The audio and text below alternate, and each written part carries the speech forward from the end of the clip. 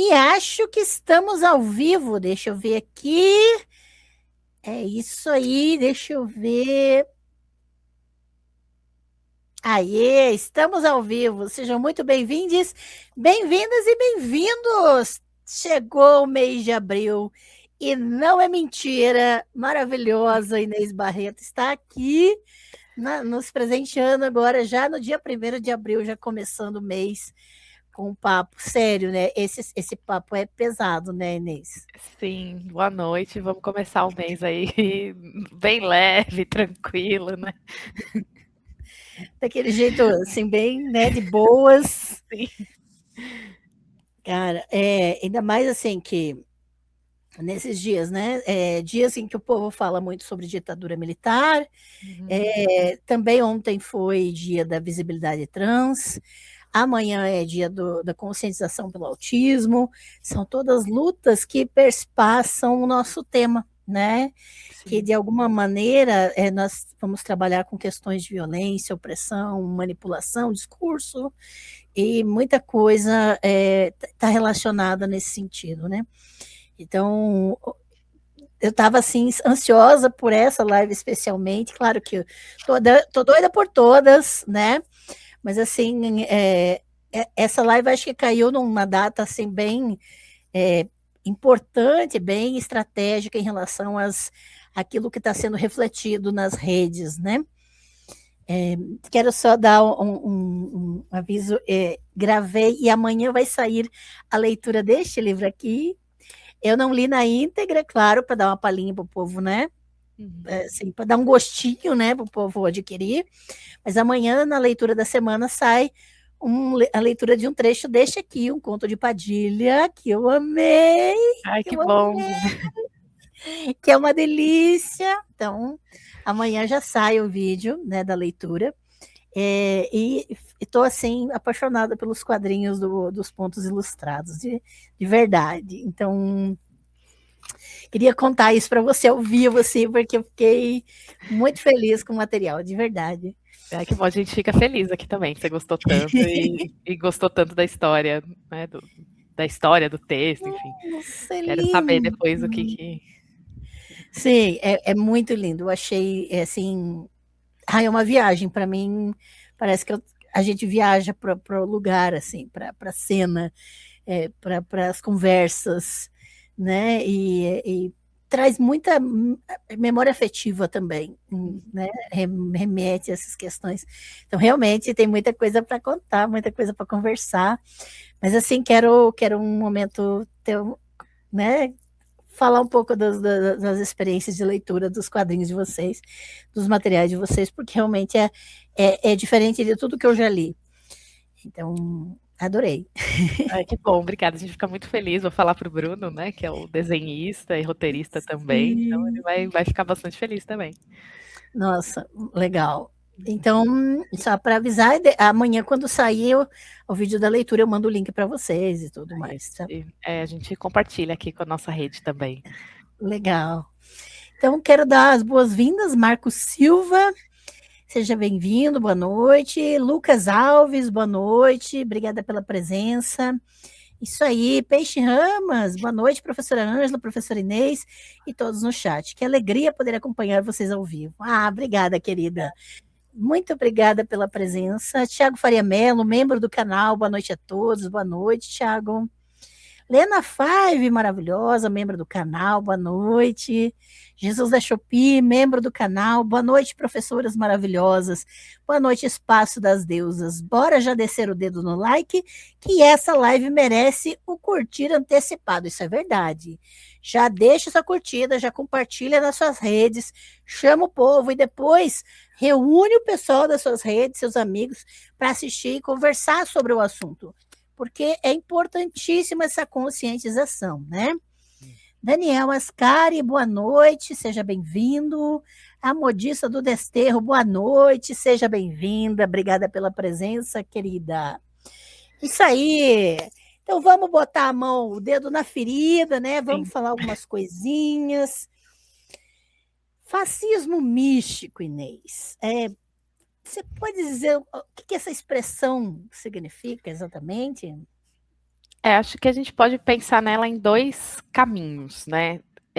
Existe uma vertente do nazismo mesmo, que era muito ligada a essas questões do esoterismo, né? Um misticismo, a essas teorias pseudo-históricas, né, que também conversam com isso, tipo um povo que veio da Atlântida, os escolhidos, e que isso era algo que existia ali numa elite e em alguns setores do Partido Nazista Alemão, e existe isso hoje, né? Isso vai se fortalecer muito no pós-guerra, e hoje tem grupos nazifascistas, né, neonazis, que são muito próximos a essa ideia de um fascismo místico, esotérico, meio que como uma explicação da importância dessa ideologia, meio que como explicação ali do porquê que não deu certo naquele momento e vai dar para frente. Então, né, a gente tem às vezes essa ideia, agora não mais, né, porque existem movimentos políticos que estão assumidamente sendo neofascistas, né, institucionalmente neofascistas. Mas até pouco tempo atrás tinha essa conversa do tipo, não, a gente não pode chamar de fascismo hoje, porque fascismo era uma, né, o nazifascismo era uma expressão política específica daquele período. E hoje a gente está vendo que isso já caiu, né? Não é exatamente o que foi lá na década de 30, 40, mas o neonazismo está voltando com muita força. Às vezes não usa esse nome, mas a ideologia está lá, né? Em grandes grupos de extrema-direita. E esse esoterismo, esse ocultismo fascista também está começando a ganhar adeptos. E aí sempre houve grupos que ficaram ali no neopaganismo, nas correntes esotéricas mais escondidos, mas que sempre tiveram alinhamento com essas correntes, né? Grupos de neopaganismo nórdico, germânico, que alinhados com essas ideias fascistas. Não que todo mundo que pratica neopaganismo nórdico germânico seja nazista. Claro. Mas haviam grupos pontuais ali que tinham isso, né? Então, acho que tem essas duas visões, assim, para a gente pensar, né? Como é que era lá nos anos 30, durante o regime nazista, e como é que isso está sendo revigorado hoje, né? E eu não sei se é impressão minha, né?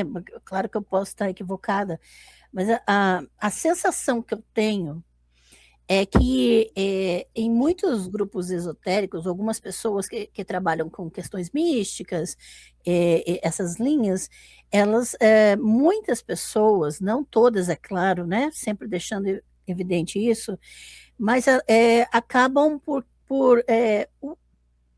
entrar numa linha de que não existem estruturas de violência na sociedade, de que não existem problemas estruturais, que toda pessoa ela tem direito a errar e isso não passa de equívoco, e por causa dessa questão de se desenvolver e poder se iluminar, isso a gente pode passar o pano para qualquer violência, né, escrachada ou sistemática na sociedade e coisas assim. Eu tenho a impressão que algumas pessoas seguem por essa linha também, né? Eu acho que a gente tem uma visão hoje que é muito individualista das coisas, né? E aí acaba entrando muito nisso, né? É a minha evolução como pessoa, é a minha evolução espiritual, mas a gente não tá num ecossistema, né? A gente tá ligado às outras pessoas. E a sua espiritualidade, por mais que você se sinta ou que você seja uma pessoa iluminada, ela tá conectada com as outras, né? A gente não consegue sair de questões estruturais. Exato. Né? Eu vejo isso também, assim, eu sinto muito isso. A gente vê isso em várias religiões, né? Eu acho que no esoterismo, nas ordens ocultistas, talvez isso seja um pouco mais forte, porque são ordens que nascem ali já num contexto assim, né? Essas ordens que são derivadas ali das ordens esotéricas britânicas, francesas, até alemãs mesmo do século XIX, já tem uma característica que é desse tempo, né, de ser mais individualista, de já estar alinhado com algumas ideias ali de modernidade, de uma modernidade capitalista, né, e acho que durante o século XX isso vai sendo justamente até pela estrutura política e cultural que vai se criando, esse individualismo vai crescendo muito, né? E aí, quando a gente aponta essas questões, é exagero, está sendo chato, nem todo mundo, sim, nem todo mundo. Mas a gente vê isso muito, assim, né? Alguns movimentos de nova era também tem muita essa visão, né, de um desenvolvimento individual, mas que você acaba não se conectando com o todo, né? Uhum. E assim, e essas visões esotéricas, elas são, muitas delas são extremamente tentadoras, né? Até com essa questão das mitologias, né? De buscar uma Atlântida, de buscar uma sociedade ideal, uma população especial, escolhida, e todos esses elementos de somos especiais, somos, né? E isso aí já cheira, né? Nazifascismo, né? Sim. Tem duas coisas que até como historiadora me incomodam muito, né? É essa coisa Fala de mesmo. existe uma sociedade perdida, né? Até essa ideia da Atlântida foi muito operacionalizada por alguns grupos nazistas, né, grupos até da elite ali, do regime nazista, muito próximos ao Hitler, que era aquela ideia de que os nazistas, né, os arianos germânicos eram os descendentes de Atlântida. Uhum. Que era a ideia lá da sociedade Tula e tal. Então, essa coisa de que existe um povo que era o escolhido, o imaculado, né, que a gente guarda esse gene, né, a gente guarda essa cultura, e uma ideia também que dialoga muito com isso, e que a gente vê isso de uma forma muito comum, assim, muito e que as pessoas às vezes não fazem essa relação, é essa ideia de que toda religião, toda crença vem de um mesmo lugar. Né, de que existiria uma morfologia que toda religião responderia a isso, e que algumas estruturas que a gente tem, algumas divindades que se encontram muito similares ao redor do mundo, é porque no fundo está todo mundo vindo dessa mesma morfologia. É uma origem perdida que a gente perdeu e que a gente precisa reencontrar, porque ao longo do tempo a sociedade foi se degenerando, né? Que é uma ideia muito, muito próxima ali dessa ideia nazista, né? Tem até alguns teóricos disso que eram muito próximos do nazismo. Alguns até saíram depois, romperam relações, mas essa ideia continua, né? De que no fundo a gente tem que voltar para essa origem perdida. E isso é muito perigoso, né? Primeiro porque essa origem perdida ela é sempre branca, europeia, ocidental, né? Ela não é uma origem perdida que está na África e sei lá, no Congo ou aqui no Brasil, né? Ou no Iraque, né? No Iraque, não é os muçulmanos, a origem perdida ela é sempre de determinados lugares da Europa também, né? Porque ela não vai ser ibérica, por exemplo, né? Que são considerados povos mestiços, né? Também, ou eslavos, né? Eslavos que também eram perseguidos durante o regime, ela é sempre de um determinado lugar ali da Europa. E aí, isso é muito. Essa ideia de Atlântida, de sociedade perdida, ela é muito popularizada, né? E muitas vezes as pessoas não fazem essa conexão, elas não sabem como isso foi operacionalizado, né? E aí, como historiador, é aquilo, né? Não, gente, não tem uma grande sociedade perdida. Os ETs não fizeram as pirâmides. Essas coisas não existem. Elas foram criadas com um objetivo narrativo. Sim. Né, que é justamente falar de superioridade branca. Né, na prática, essas coisas não existem. Né?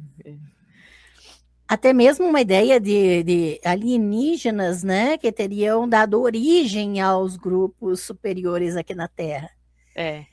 Por causa de uma superioridade de uma raça, né, que tenha acesso a tecnologias melhores e coisas assim, né?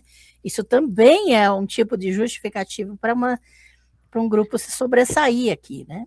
Sim, e aí tem umas teorias que vão, né, umas pseudo-teorias de que brancos seriam descendentes dessas raças alienígenas, né? E aí as outras raças não são tão boas, tão inteligentes, tão desenvolvidas, porque elas são as raças nativas da Terra. né? Isso até tem algumas correntes kardecistas que tinham isso, que já era uma coisa depois, mas a origem disso, né? O cerne está lá nesse pensamento eugenista, né? Sim. O racismo científico, né? Não adianta, não adianta negar, tá lá. Sim. Deram a cara para bater e tem que bater mesmo, porque merece, né? Sim, mas... e racismo científico foi um negócio extremamente popular no final do século XIX, né? E influenciou muito a ideologia do nazismo, né? E assim, quando a gente fala nessas questões de fascismo místico, você mencionou a Sociedade Thule. Poderia falar sobre essa linha que é muito interessante? A Sociedade Thule era um grupo, né, até anterior ao nazismo na Alemanha, né, eles são meio que uma organização que a gente pode chamar de proto-fascista, de uma certa elite, de pessoas estudadas, tal, que tinham esse interesse já no esoterismo. E nesta época, né, o que acontece na Alemanha, né, pensando assim no contexto? A Alemanha, como a gente conhece, ela só vai virar um estado ali no finalzinho do século XIX, começo do século XX, né? Ela era vários pequenos reinos que precisaram ser unificados em cima de uma ideia uma ideia de Estado-nação contemporânea. Né? É nessa época que o que a gente entende como nações são formadas. Então, a França está se formando como uma nação, a Espanha, né, a Itália e a Alemanha tinham essa questão de serem pequenos reinos muito fragmentados, com línguas diferentes e tal. E vai começar a nascer um movimento, que é o que vai dar origem ao nosso conceito de folclore, de achar tradições comuns desses povos. Então, todo mundo aqui desses pequenos reinos, sei lá, Germânia, Baviera, Renânia, todo mundo tem alguma coisa em comum. Então, são mitologias em comum, são festividades, falam línguas parecidas, que vêm no germânico. Então, isso é usado para um movimento de união nacional, né, de se criar esse Estado. A Alemanha passa pela Primeira Guerra, é destruída, né, fica numa crise econômica terrível, porque ela é, né, ela é a vilã da história, ela tem que ela vê outros países prosperando e eles têm uma grave crise econômica, e aí por conta de várias tensões, várias questões, o regime nazista vai ganhando esse apoio popular. E uma das coisas que estrutura essa questão é justamente essa ideia do povo germânico, que nasceu ali com os folcloristas do final do século XIX, juntando essa cultura.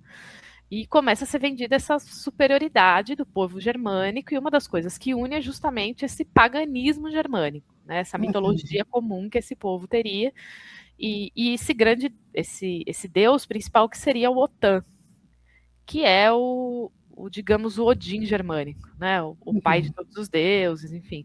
Odin, Wotan, tem um outro deus ali da região dos Bálticos, que são todos deuses muito parecidos, né? E essa sociedade Thule, ela nasce como uma sociedade esotérica, influenciada por um esoterismo que está ali na Alemanha, que é muito, né, que é a moda do esoterismo ali na Europa do século XIX, e ela vai usar também desse aparelhamento, né, desse imaginário do paganismo, dos deuses germânicos, enfim.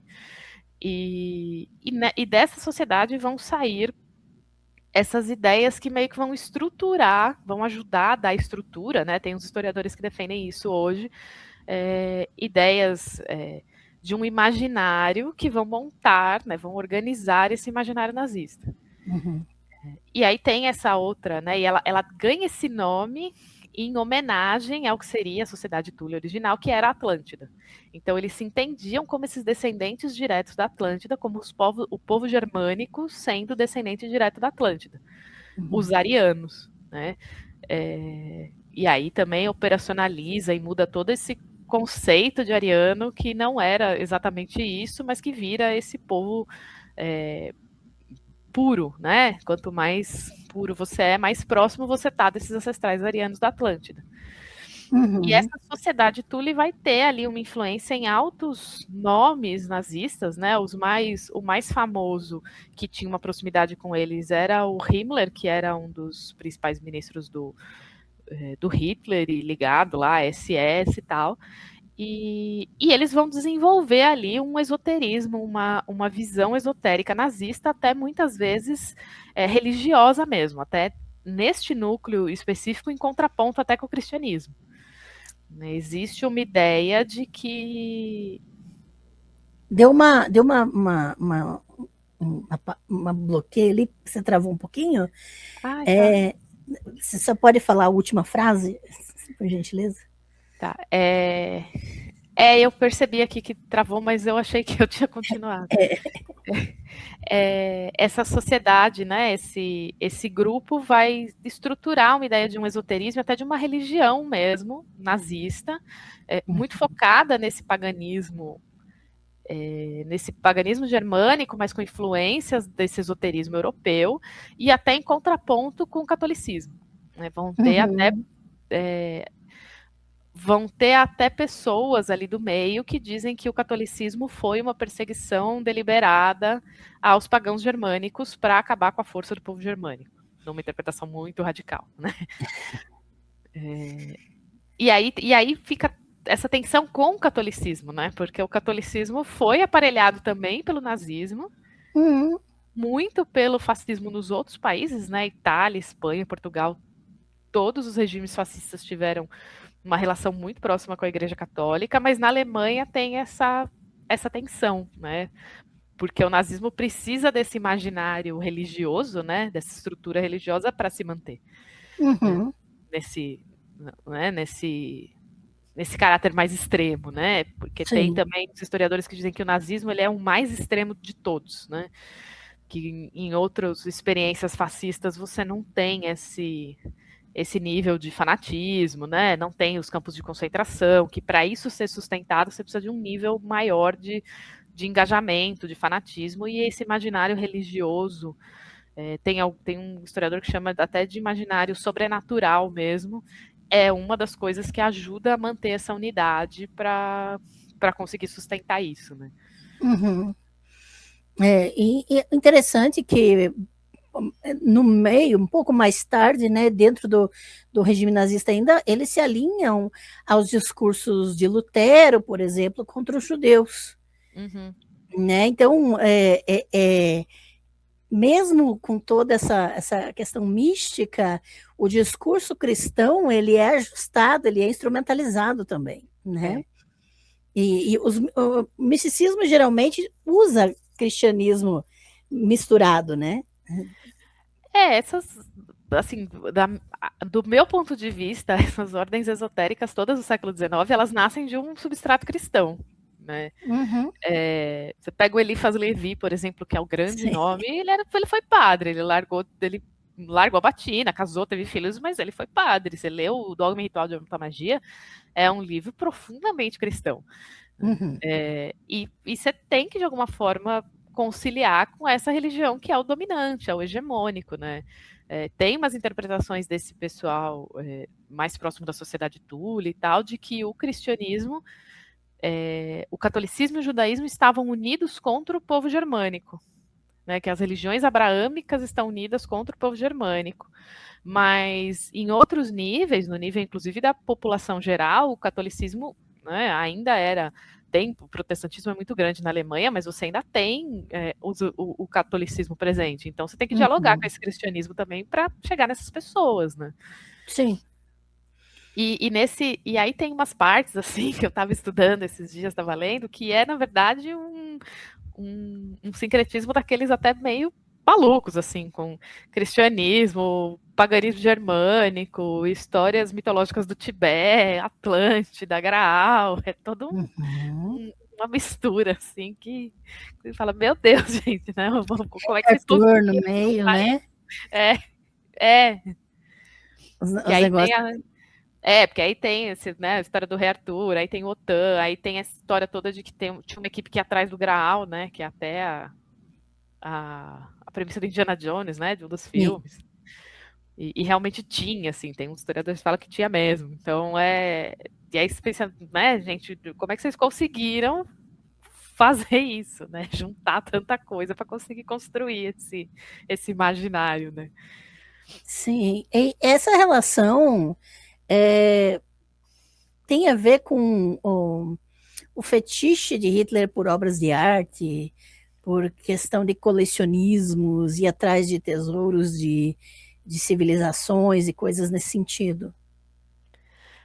Talvez tenha um pouco, mas acho que tem também a ver com isso do tipo a história do escolhido mesmo. Né? Que quando a gente pega esses mitos, tipo, o Graal é isso, né? Vai achar o Graal, o Percival que acha o Graal é aquele cavaleiro que tem o coração puro, escolhido de Deus.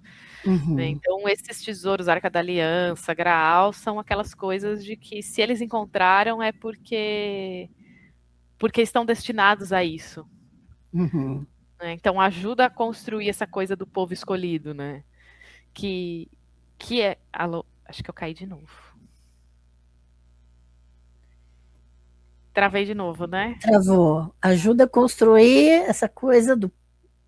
Do povo escolhido. Uhum. Que, de certa forma, também está contrapondo com a ideia do povo judaico de ser o escolhido também. Né? Eles estão ali na mesma narrativa de conflito, né? Sim. E hoje esse discurso está sendo usado para o genocídio palestino, né? Sim. Uhum. Inclusive, passou essa semana, né? Israel declarou agora para a pena de morte a palestinos que eles vão considerar terroristas, ou seja, paralelo à solução final nazista de agora dizer que é terrorista, então tem que morrer, né? Pode morrer. Então agora é a liberação para matar palestino mais rápido, né? Essa questão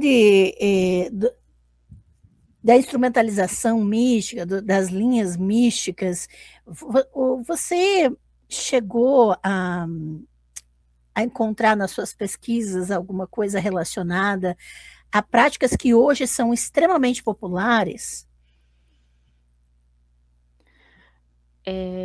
O que eu li, o que eu pesquisei né, que eles faziam e que hoje acabaram se popularizando, né? Fizeram algumas vezes, eu não sei se era comum, um ritual de solstício de inverno, que vem também de ordens anteriores que já faziam isso, né? E aí foram feitos alguns rituais de solstício de inverno para marcar justamente essa coisa dos povos germânicos, né? Do paganismo, como é que era feito. Eu não consegui achar, e aí eu não sei se tem historiadores que se aprofundaram nisso, questões de rituais mesmo. Né? Ao que parece, não era algo tão comum. Tem algumas histórias, né, de que o Hitler teria participado, mas aí tem uma documentação que fala o contrário, que o Hitler nunca engajou diretamente nessa parte religiosa. O que eu olhei, eu estava lendo hoje, e que foi uma coisa que eu fiquei, que alugou um triplex na minha cabeça. Opa, aluga o nosso também. Que era uma coisa que eu não sabia.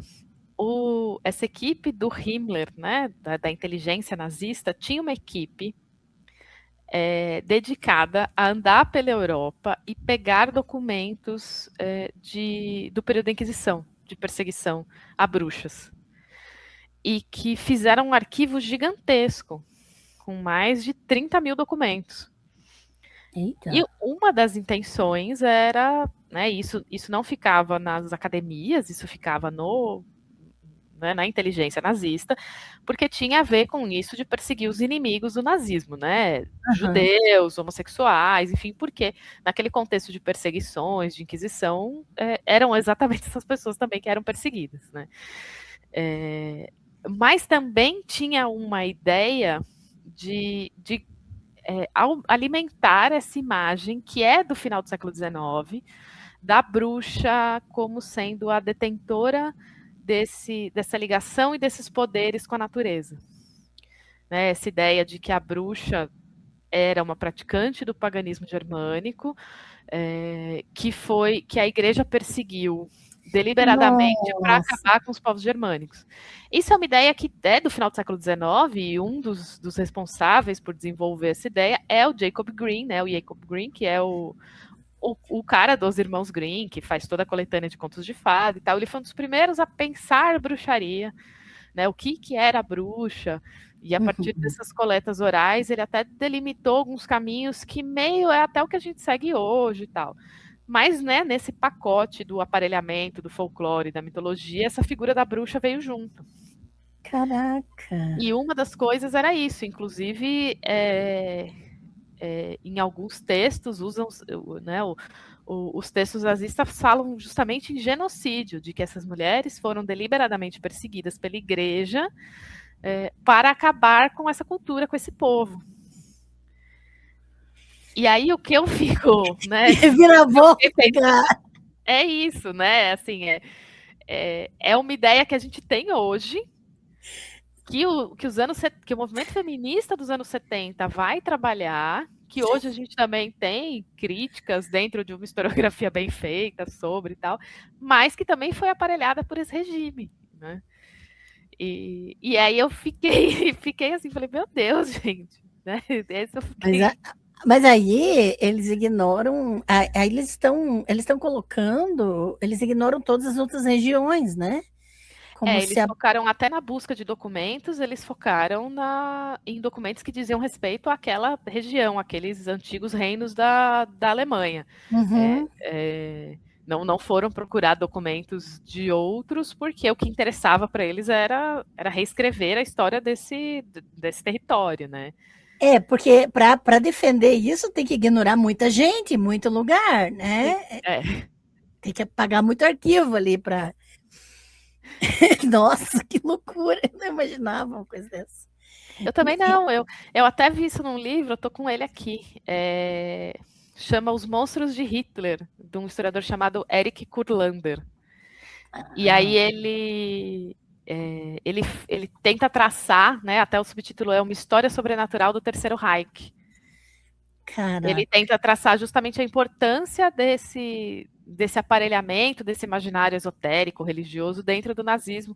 E aí eu li hoje isso e fiquei, nossa, meu Deus, gente. Uhum.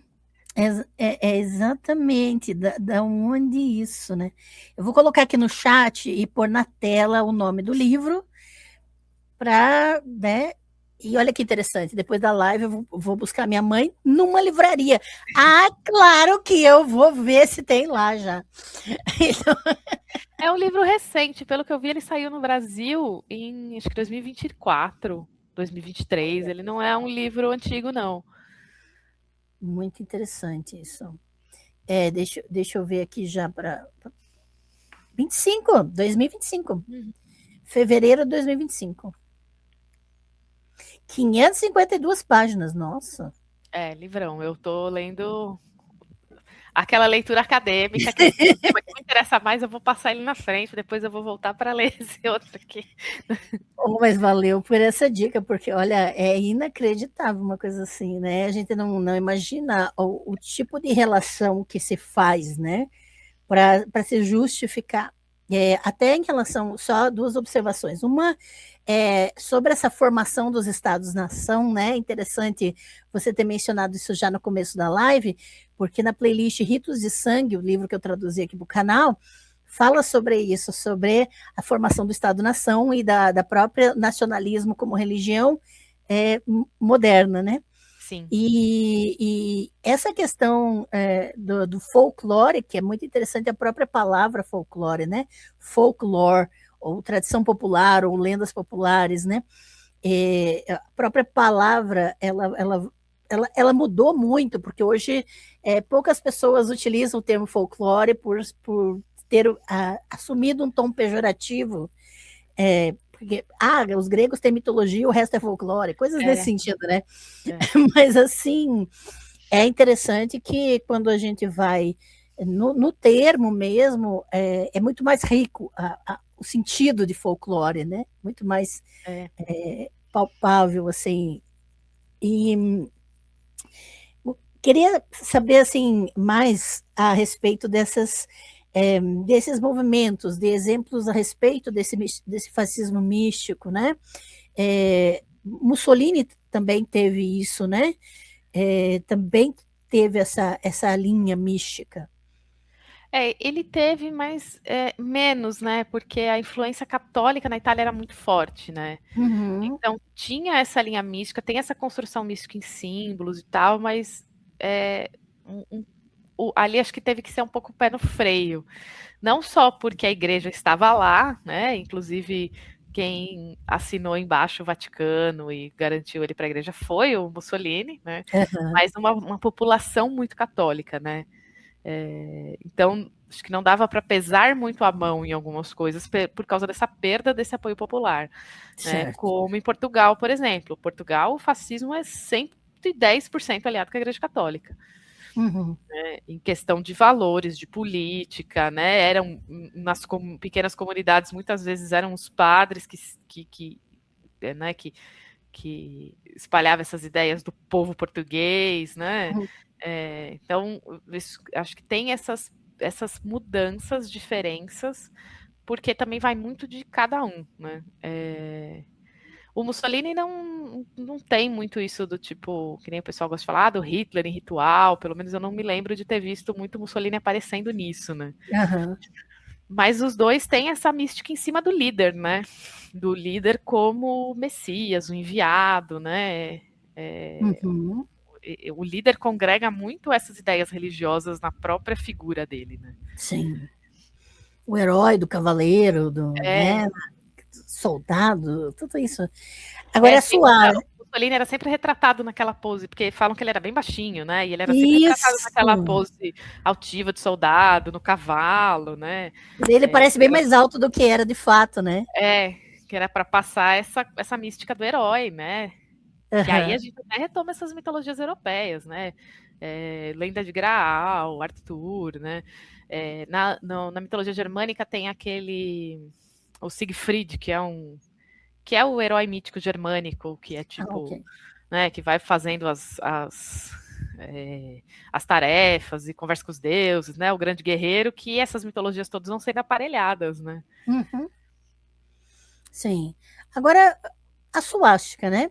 A suástica é um exemplo de um símbolo religioso que vai ser assimilado, né? Que vai ser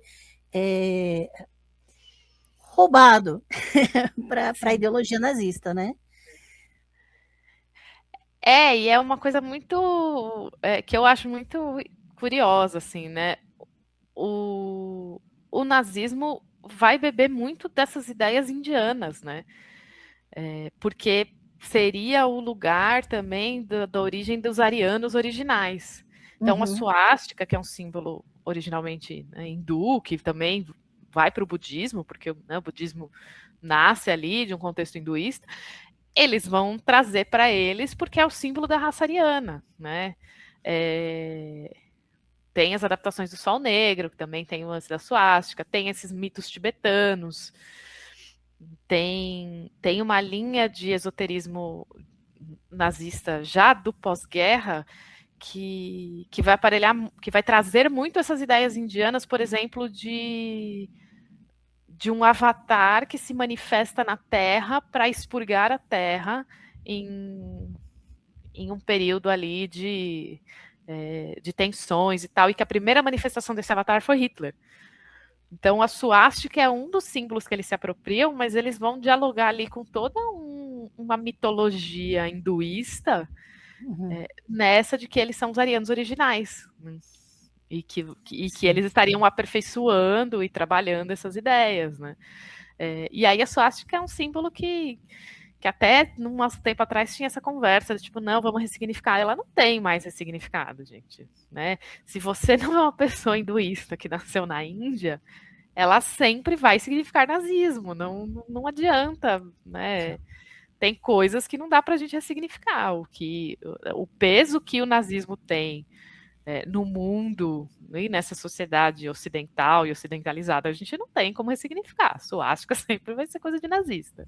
É muita passação de pano, né? Uma pessoa que não é indiana, numa hindu, não está naquele contexto, querer forçar para defender um símbolo completamente Sim. já impregnado, né, de violência. Realmente não tem como, né? Não cabe, porque foi muito sangue derramado em nome desse símbolo, né? Sim. E daí é querer ignorar tudo isso só para usar esse símbolo. Que coisa linda, né? Só porque eu gosto muito do cultura hindu. Tá bom. Mas assim, conversar com Kali ninguém quer, né? Exato. Deixa ela cortar essa cabeça. Ir lá fazer o sacrifício para ela, ninguém quer fazer, né? Exatamente. Deixa eu ver os comentários aqui antes da gente continuar. Que o pessoal tá legal aqui, ó. Ateu à toa, boa noite a todas, todos, é isso aí, boa noite.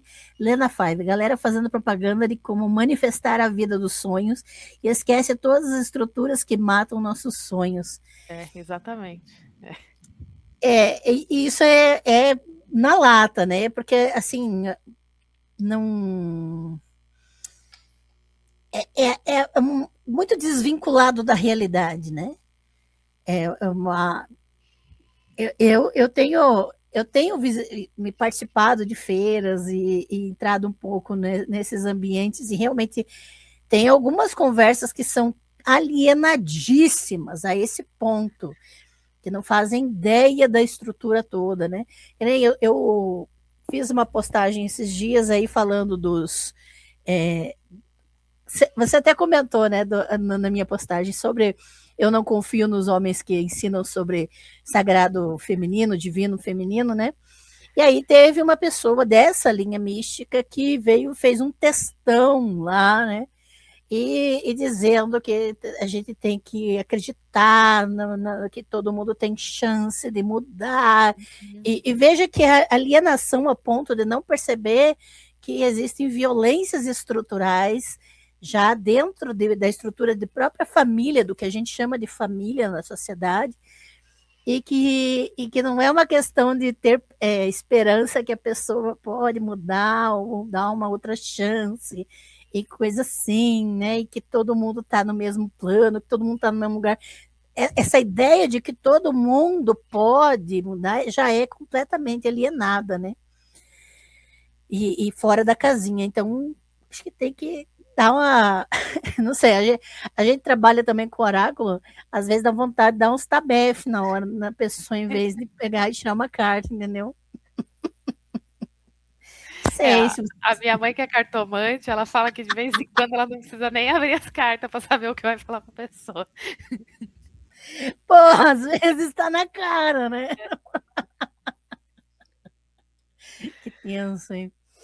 Tiago Faria Mello, em grupos de saúde, de bem-estar associados à espiritualidade como yoga, anda ocorrendo uma ocupação forte por parte de alguns grupos. Vimos isso na pandemia, de grupos neonazistas, né? E a yoga está muito nesse universo hindu, né? Que a galera gosta, enfim. E esse discurso todo de saúde, bem-estar, ele é muito eugenista, né? É um discurso que está muito na moda, mas é isso. Como é que você consegue fazer isso? A vida perfeita ali da pessoa que está sempre saudável, que está sempre bem, que faz exercício, que come bem, né? Aquele padrão perfeito que normalmente é uma mulher branca, extremamente magra, né? Ele tem ali ele ecoa muito esse discurso eugenista, né? Sim. É como se todos tivessem o mesmo acesso à alimentação saudável, acessível, a exercícios, a poder tirar um tempo para exercício. Não acorda 4 horas da manhã e pega 3 horas de condução lotada. Então, não existe essa igualdade, essa acessibilidade para todos, né? E é uma estética também, né? Que é aquela estética sempre de cores muito claras, né? Tudo muito limpo, tudo muito clean, que também ressoa muito essa ideia eugenista, né? Verdade. E que também não é uma coisa que as pessoas conseguem bancar, né?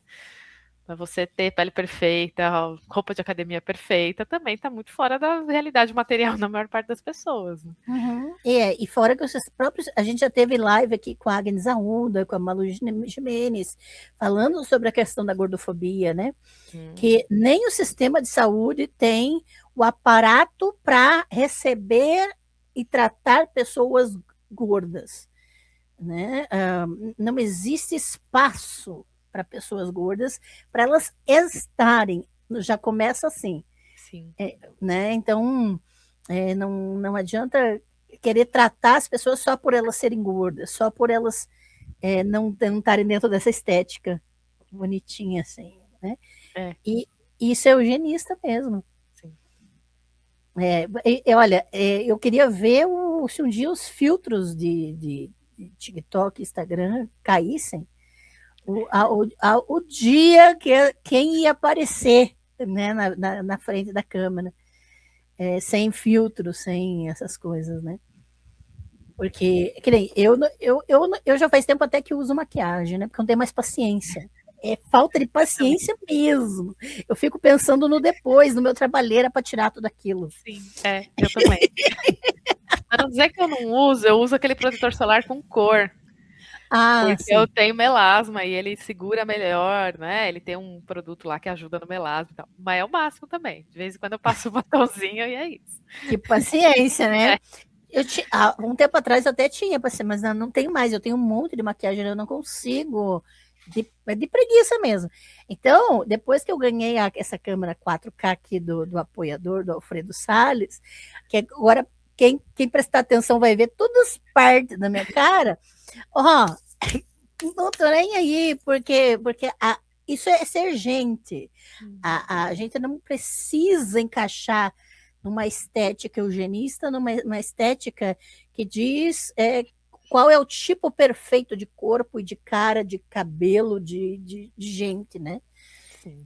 Então, é uma forma também de resistência, é uma forma da gente expressar o quanto a gente está contra essas próprias, isso que o Thiago falou, né? Essa parte da indústria de saúde e bem-estar, né? Que é extremamente excludente. Sim. Juliana Rosmaninho, membro do canal, boa noite, querida. Ateus à toa. Na adolescência, li um livro chamado Despertar dos Mágicos, de Louis Pauwels e Jack Berger, que continha uma visão muito mística sobre o nazismo. Naquela época, isso me encantava. Esse livro é famoso, né? Eu li também. Ele era muito famoso nos anos 70, né? E eles foram os fundadores daquela revista Planeta, que era a Planète na França, e que aqui eu acho que a Planeta ainda existe só no online, mas ela durou no Brasil por muito tempo. Uhum. E está muito nesse movimento do pós-guerra de recontar a história, de pensar numa história alternativa. Né, eles dois aí, principalmente o segundo, o BG, que era o cabeça, né, eles chamam isso de realismo mágico, que não tem nada a ver com o nosso realismo mágico, o movimento literário latino-americano. E aí tem essas coisas, né? Tem uma visão mística ali do nazismo, tem encontros com alquimistas, tem essa coisa de civilizações perdidas, né? Não que eles fossem nazistas ou ligados com isso, mas é bem um momento ali de reação do pós-guerra, de tipo tentar entender o que aconteceu nesse mundo, sabe? Não é possível que a gente chegou aqui. E aquela coisa do a história não está explicando porque deve ter alguma coisa alternativa. Né? Eu fui consultar o arquivo da Planeta aqui do Brasil para o meu doutorado. Uhum. Eu até fiz um programa, a gente fez no Mundo Freak, acho que no começo desse ano, com editores que trabalharam na Planeta. Legal. E aí a gente fala um pouco disso, assim, e assim, do meu ponto de vista de pesquisador, é extremamente interessante, né? E eu lia muito Planeta quando eu era adolescente, porque minha mãe tinha um monte em casa. E aí também, nessa época, tinha umas coisas que você olhava e falava, nossa, né? Aí você vai fazer faculdade de História. Nossa! Mas aqui no Brasil eu não sei o quanto Despertar dos Mágicos são influentes, mas fora foi muito, assim, acho que até aqui nessas ordens esotéricas e tal. Era um livro muito famoso, a gente ainda acha por aí em sebos. Eu tinha o da minha mãe aqui até pouco tempo atrás, acho que não tem mais. Ah, que legal. Peixe Ramas, que campo fértil para se criar coisa ruim, como diria minha avó. É verdade. Marise, boa noite, Ângela. Um abraço fraterno para você aqui de Maceió. Oh, poxa, Maceió. Beijo para o pessoal de Maceió. Abel Borges, membro do canal, boa noite. Obrigada pela presença. Peixe Ramas, o místico sendo usado como instrumento de violência contra grupos de pessoas é tão triste, assim como todas as outras fés ou crenças, né? É complicado porque a população em si também usa esses meios, né, para atender suas necessidades, né, Inês? Sim, até hoje a gente vê isso, né? E a crença, né? A fé é muito propício para isso, né? Porque ela parte de um lugar que é emocional, né? Uhum. Muitas vezes a sua fé não passa por um filtro racional, né? Então é muito fácil você operacionalizar essa emoção, né? Isso a gente vê até hoje em várias religiões hegemônicas, né? Sim, E até nas que não são, às vezes, também, como, né, algumas correntes esotéricas. sim. O abuso está em todo lugar, né? Uhum. Maria Helena Amaral, boa noite, doutoras, que alegria. Obrigada, queridas, que bom que você está aqui. Marco Silva, esse discurso foi usado pelos europeus quando se depararam com uma construção imensa de pedras e toda murada do Zimbábue. Disseram que foi construída por alguma tribo branca perdida. Sim. Muito comum isso, né? As pirâmides foram os ETs, né? É, Esses grupos aí sempre tem branco por trás aí.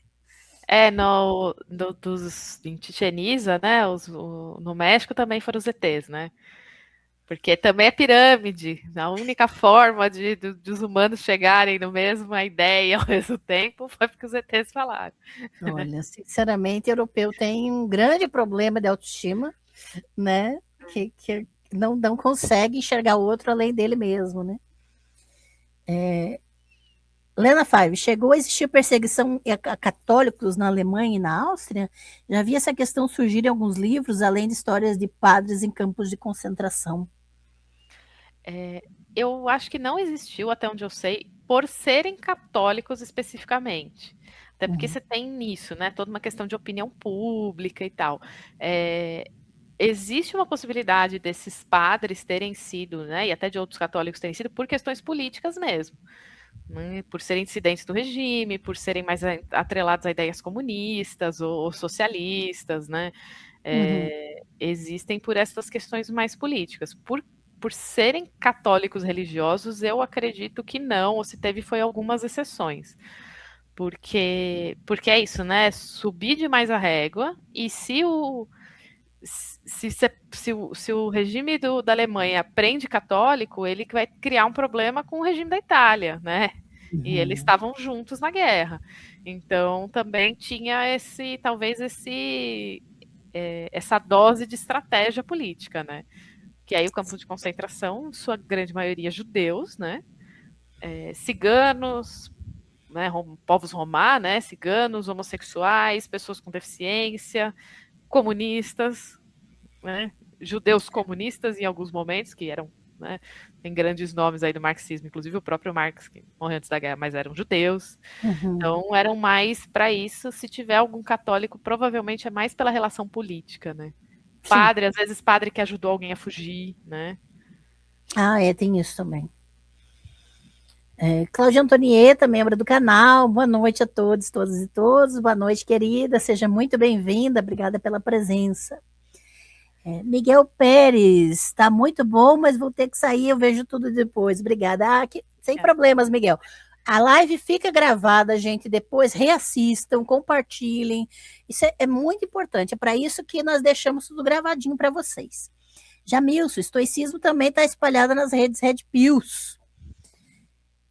tem isso, né? Tem linhas de pensamento também que são bem específicas que estão se disseminando, né?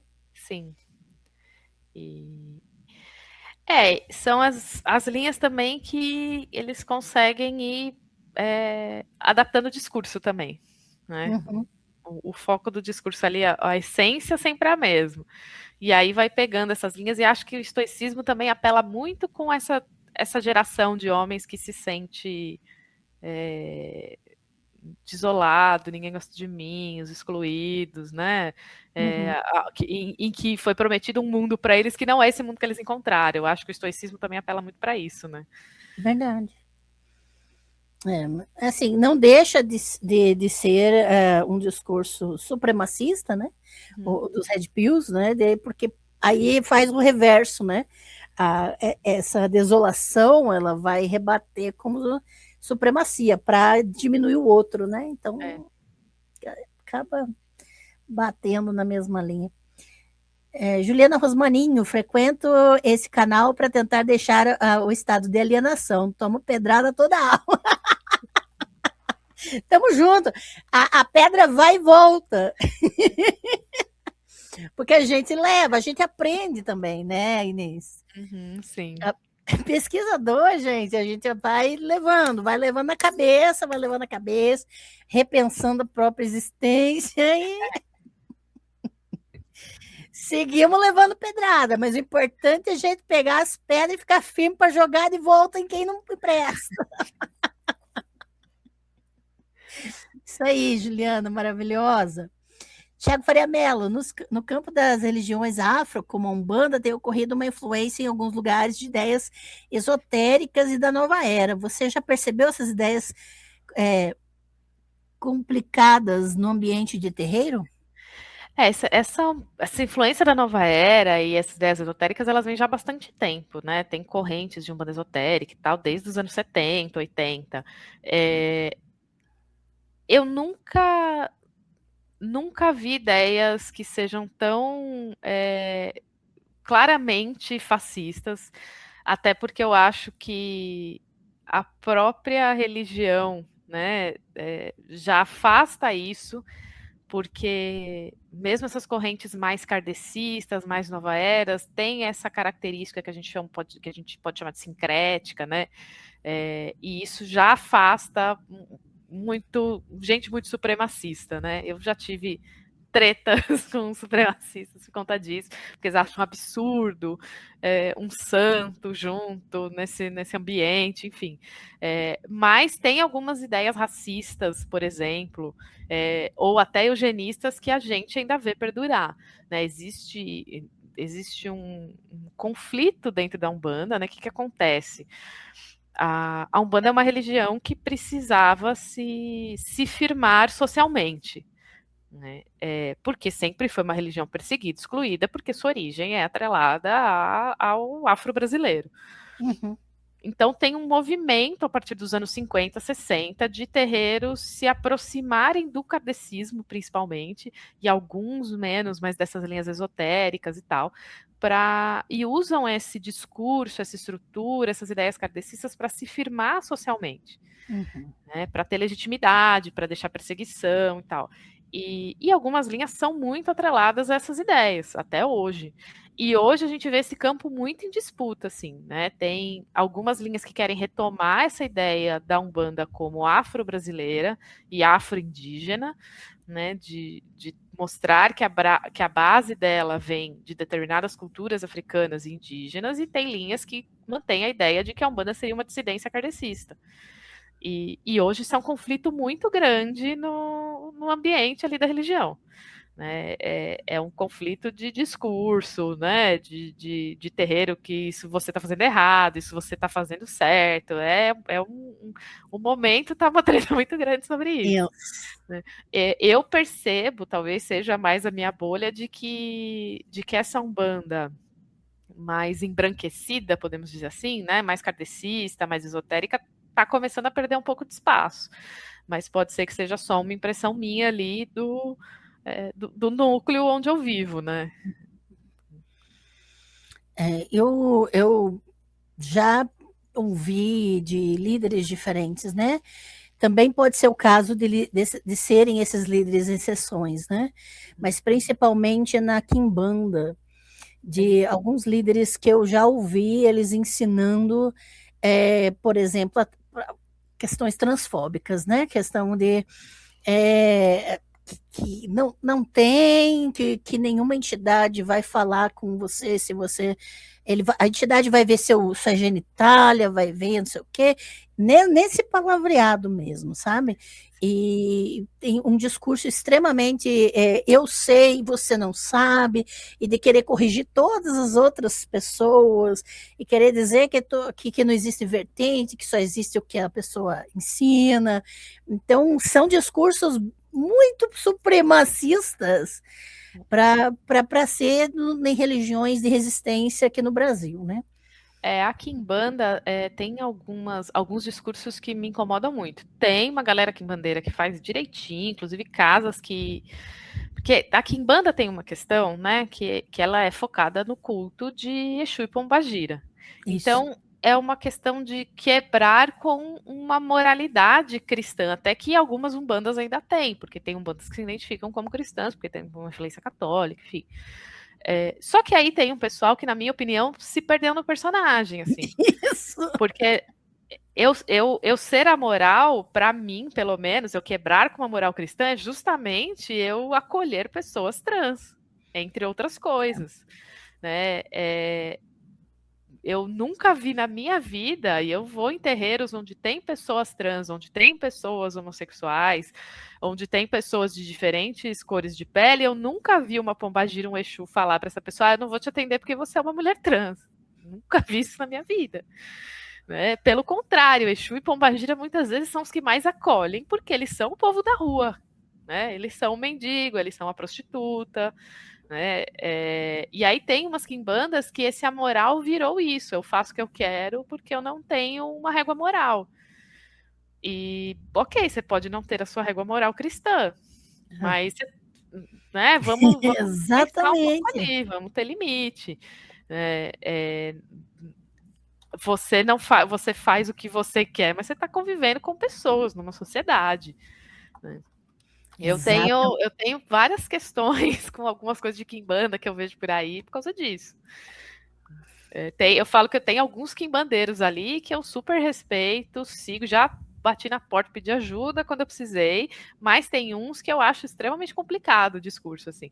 E tem, de vez em quando sai histórias de transfobia, de abuso em algumas casas de quimbanda por conta dessa ideia de que eu não preciso ter uma moralidade, né? E eu falo isso, o pessoal se perdeu no que seria esse conceito, né? Exatamente. E muito masculina também. Tem casas que toda a liderança é masculina, que é todo um discurso meio masculinista, e aquela coisa, né, que é muito atrelada ao masculino do, se você não aguenta, você vai embora, porque na quimbanda é assim, sabe? Bem assim. Eu me aproximei da quimbanda exatamente para aprender e me assustei com alguns discursos, assim. Fiquei assim, não, peraí, que é isso? Logo aqui. Pô, que sacanagem. Para quimbanda, quem quiser e tal, eu recomendo sempre a Casuanga, que é uma casa com uma sacerdotisa que é uma mulher trans. E aí o trabalho deles é muito legal. E eu gosto muito do trabalho também do Humberto Maggi. O Humberto tem um livro muito legal, que é o Encruzilhadas e Cemitérios, que é uma história da quimbanda, né? Ele escreve, inclusive, com a esposa dele, algumas coisas. Então, quem quiser conhecer esses dois é sucesso. Qual que é o nome da casa, desculpa? É Uanga. Uanga. Deixa eu anotar aqui, porque daí eu já... É a Travagil, que é a mãe de santo. E Humberto Maggi. Que depois eu vou atrás porque a gente eu sou curiosa, não adianta, eu vou atrás, eu quero saber, então preciso de fontes confiáveis. O do Humberto a gente se conheceu por conta do livro de São Cipriano, porque ele também pesquisa o livro de São Cipriano, e ele me mandou o livro dele, eu estou lendo aqui o Encruzilhados e Cemitérios, que é uma história da quimbanda, né? A gente tem muito pouco material sobre quimbanda, né? Pouquíssimas pessoas pesquisaram. É verdade. Realmente o material de vocês é tão bonito, tão legal. Calma, eu vou me conter. Gerard Gers. Eu espero que eu esteja pronunciando correto. Desculpa se não estiver. Uma das curiosidades históricas inusitadas que eu mais gostava de contar e recontar para uns amigos envolvia Savrit Devi e aquele nazista chileno, esqueci o nome. O nazista eu acho que é o Michel Serrano. Pode falar sobre esses dois? Você ouviu? Sabe do que se trata? É Miguel Serrano. Passei Miguel. perto. Eles são dessa linha, né, desse neonazismo esotérico. Né? O Miguel Serrano foi simpatizante do Pinochet, enfim, foi exilado do Chile quando o Allende assumiu, quando o Allende é morto, ele volta, e aí ele desenvolve esse esoterismo nazista que é um dos mais populares hoje. E aí ele que vai desenvolver essa ideia, o Savitri Dev é uma pessoa que também é do círculo dele, né? Que, se eu não me engano, é uma mulher francesa que assume esse nome hindu, né? E aí eles vão desenvolver essa ideia de um grande expurgo, né? Acho que é Kali Urda que eles chamam, que seria uma das vindas do deus Vishnu, né? Vishnu, que é o destruidor na trindade do hinduísmo, né? Você tem Shiva, Vishnu, eu não me lembro o terceiro, que é o criador, o destruidor e o regenerador, e aí Vishnu seria o destruidor. E sim, né?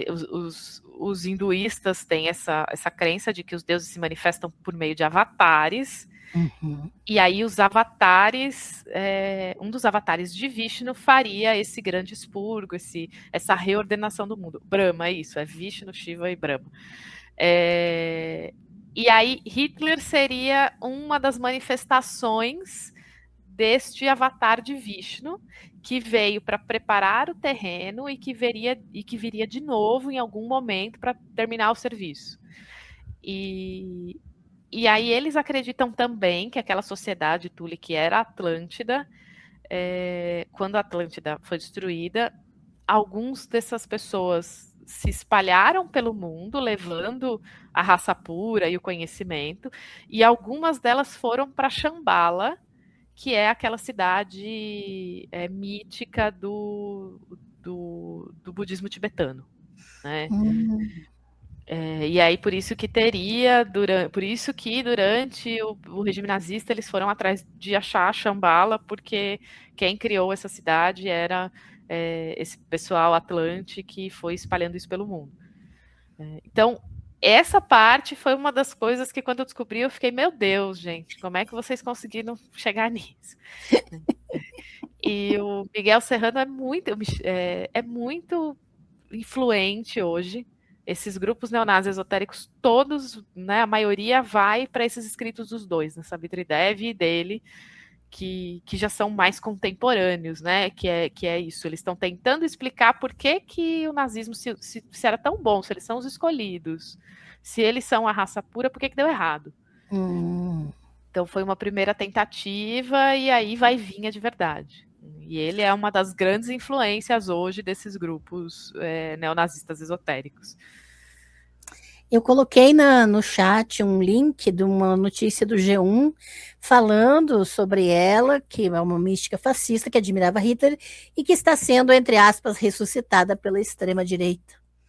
Né? Essa notícia saiu em 2017. Quase 10 anos já, né? Tipo assim, né? É tenso, né? Porque não é uma coisa que já está há um tempo revivendo, né? Se reestruturando na sociedade.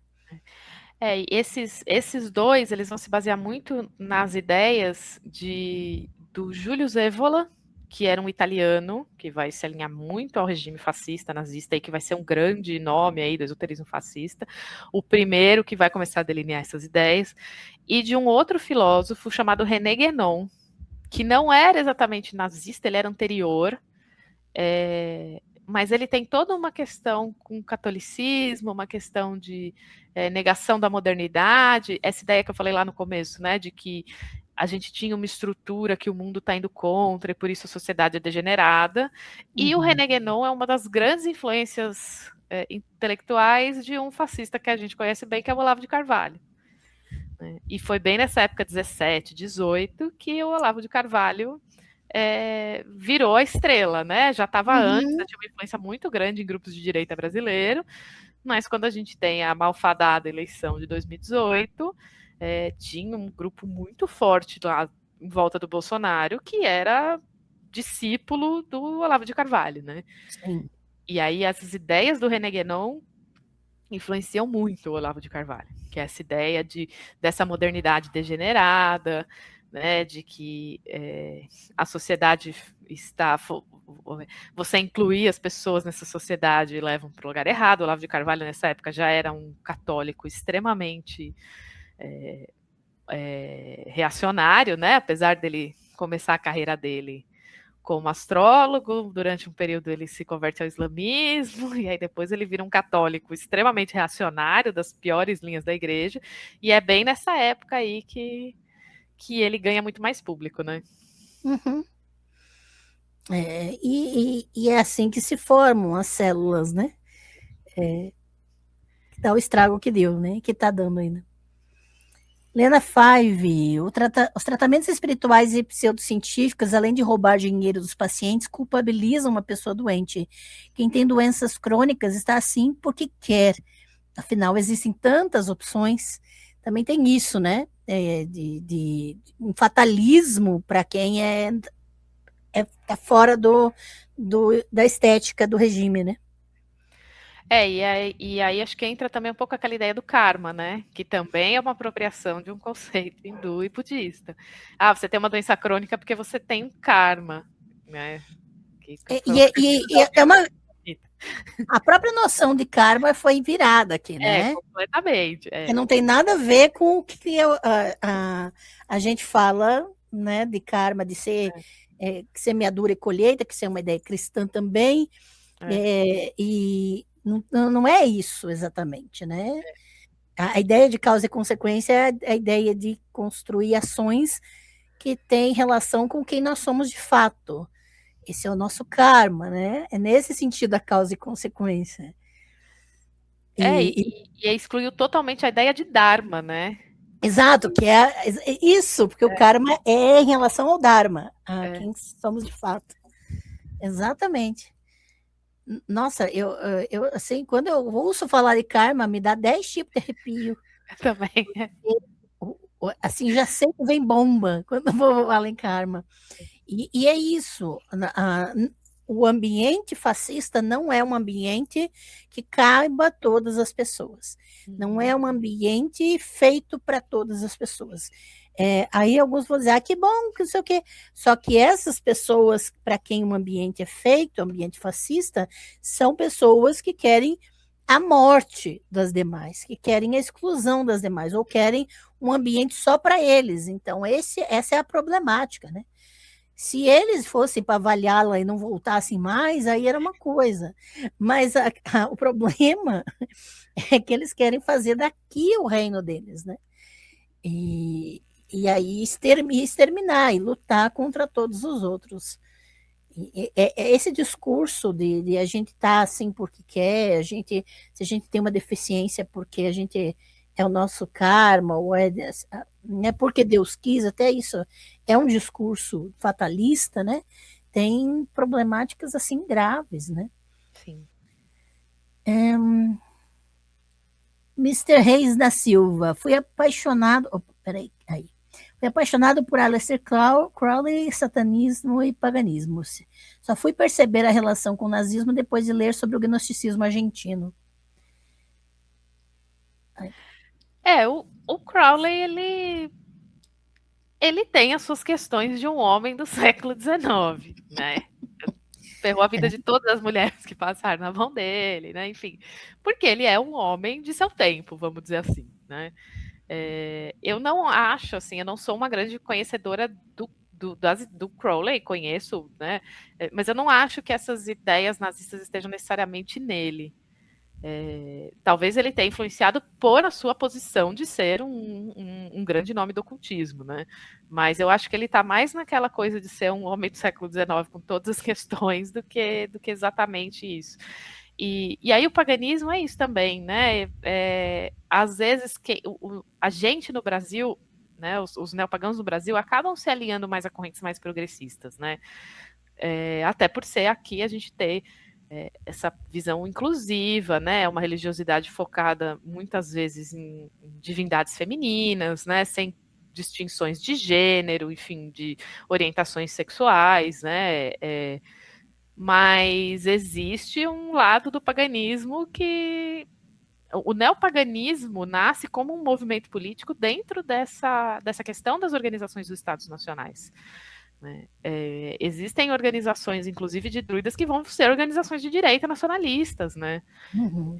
Aqui talvez acho que a gente não sinta tanto, mas existem grupos neopagãos na Europa que são grupos de direita, né? E aí fica um alerta também para o pessoal neopagão, né? O que nós estamos consumindo, porque tem horas que você pega alguns discursos ali, alguns caminhos, que a gente tem que ligar um alerta vermelho. Com certeza. Assim, muito do que o Crowley escreveu é usado, né? Uhum. É instrumentalizado. Daí aí se perde, né? Até a gente, é difícil às vezes até rastrear o que é dele de fato do que foi instrumentalizado. Lena Five, ai, meu mouse eu estou clicando, ele não vai. Aí. Lena Five. Sobre estoicismo. Olha, de novo. O professor Aldo Dinucci tem escrito contra a instrumentalização dessa filosofia por Red Pills e similares. O que eu li foi interessante. Bom saber. Muito obrigada, querida. Danilo. Olá. Eu acho que é o StreamYard. Cheguei Brasil. Estava corrigindo provas e trabalhos, mas cheguei. É importante que chegou, querido. Maravilhoso, membro do canal. Obrigada pela presença. E depois pega a live gravada desde o começo para não perder o que a gente já falou, beleza? Vamos lá. Lena Five, sobre a Umbanda, tem referências à Atlântida nos anais do primeiro Congresso Nacional de Umbanda, que foi bastante racista. Eita! O primeiro Congresso Nacional de Umbanda é uma coisa complicada, né? Essa eu não sabia. Conta o babado aí. Nesse movimento de institucionalização da Umbanda, eles fazem um primeiro Congresso Nacional de Espiritismo de Umbanda, né, que eram líderes de terreiros que se identificavam com esse espiritismo de Umbanda, né, já tem o espiritismo que é para se distanciar de outras correntes de Umbanda e da Macumba, que eram mais associadas ao afro. Se eu não me engano, isso foi em 1951, eu não lembro a data de cabeça, mas foi mais ou menos nesse período. E aí eles apresentam teses e conversam sobre. E aí uma das teses tem o lance da Atlântida, de que a Umbanda seria um termo que vem do sânscrito e quer dizer lá um negócio X. E aí tem essas teses que eram teses muito desse esoterismo da época, dessas coisas que estavam aparecendo, que vão ser apropriadas justamente nesse movimento de distanciar do que era a macumba, né, essa herança de cultos ali, Yorubá, né, de povos de tronco banto e tal, e atrelar a essas correntes do final do século XIX, né, esotéricas, kardecistas e tal. Hoje, esse material do primeiro Congresso de Umbanda é estudado por vários historiadores justamente nessa problemática, né? Não só hoje, né? Já faz um bom tempo, mas hoje isso tem crescido bastante, justamente nessa problemática, né? O que esses sacerdotes, o que esse grupo estava querendo estava querendo mostrar, estava querendo se apropriando dessas ideias, divulgando essas ideias. Né, e que grupo era esse? Né, de onde vinham esses sacerdotes? Eram sacerdotes de classe média, né?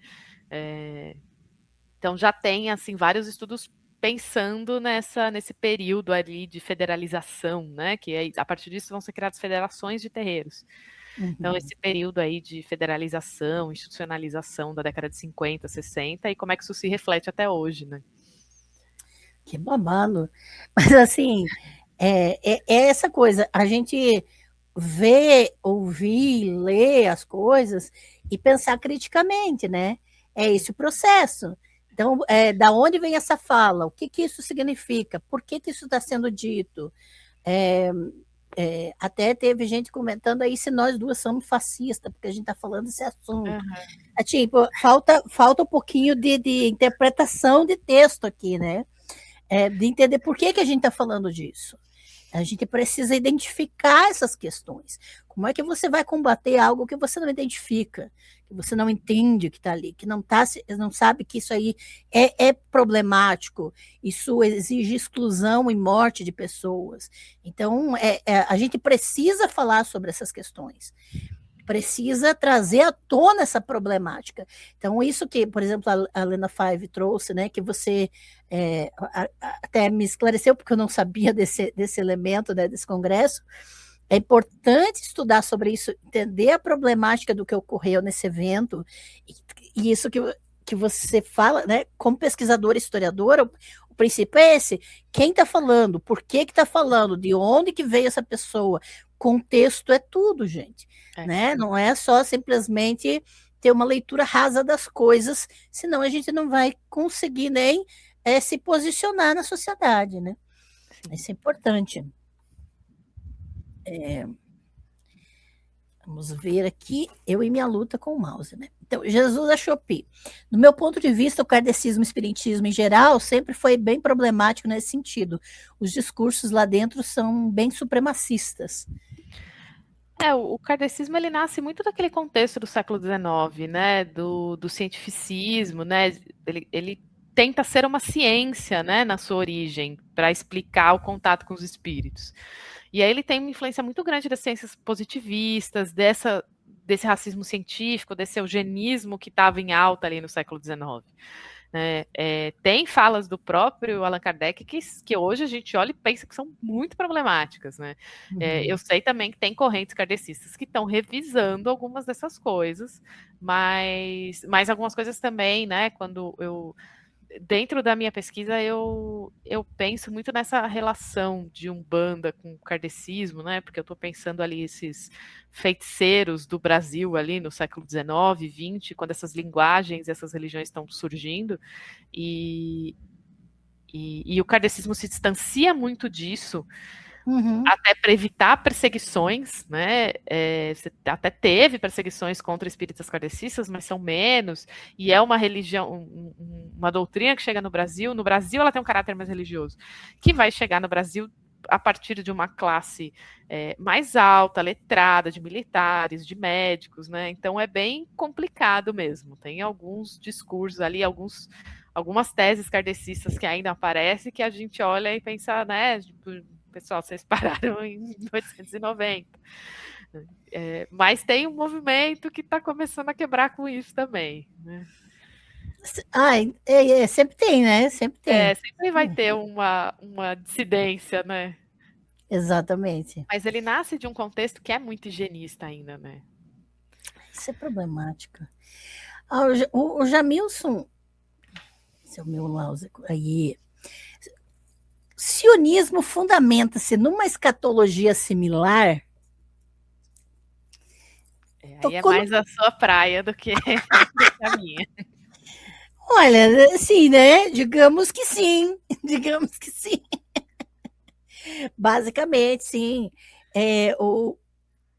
A ideia que se tira da mitologia bíblica, que na verdade são mitologias já centralizadoras da época persa, né?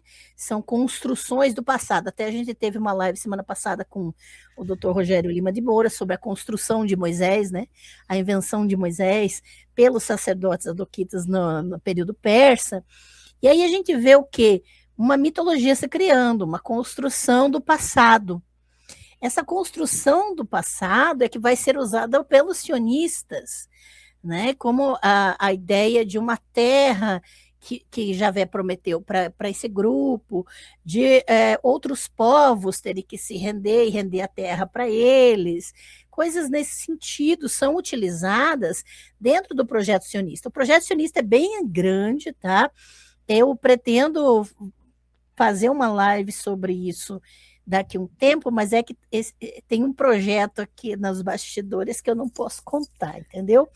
Mas assim, em breve a gente vai falar em detalhes sobre isso, mas sim, com certeza, essa ideia de supremacia, de um povo superior, de um povo escolhido, essa ideia de eles não se veem como colonos na terra, os israelenses, né? Mas eles se veem como proprietários por direito divino. Né? Eu não estou dizendo todos os israelenses, estou dizendo o governo sionista, estou dizendo o partido sionista.